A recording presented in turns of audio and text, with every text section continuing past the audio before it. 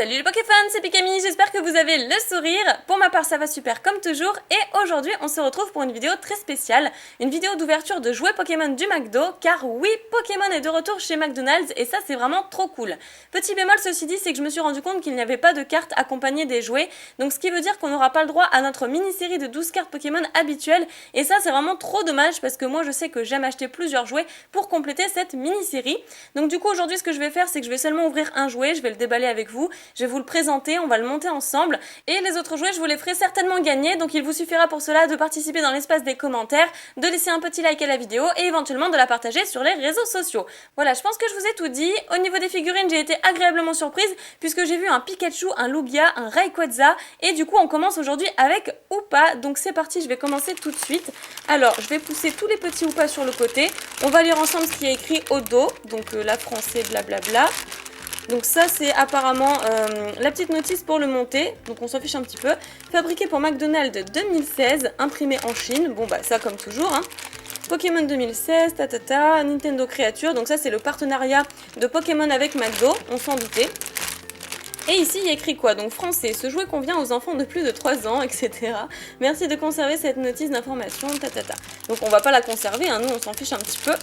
Alors je vais voir si avec les ongles je peux... Non, je vais m'abîmer les ongles. Ce serait dommage. Hop. Donc je vais le sortir et ensuite on va voir un petit peu ce qu'on peut faire avec ceci.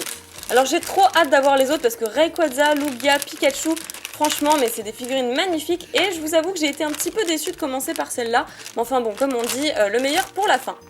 Alors donc apparemment on peut tourner la tête du Hoopa d'après ce que je comprends. Ah oui, puis il lance les anneaux, ça c'est cool.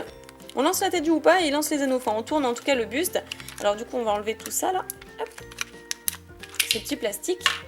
Oh, il a abîmé le mien.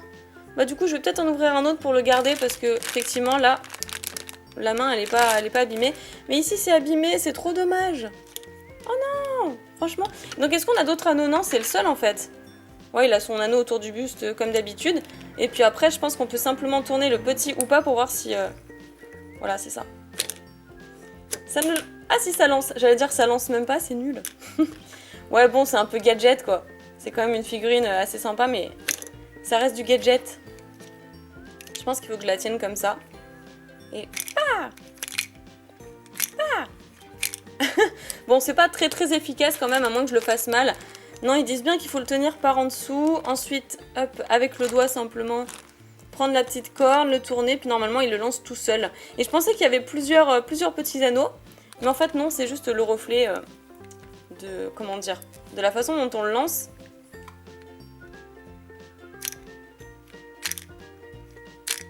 Ouais, c'est pas très pratique quand même. Bon, la figurine est plutôt sympa.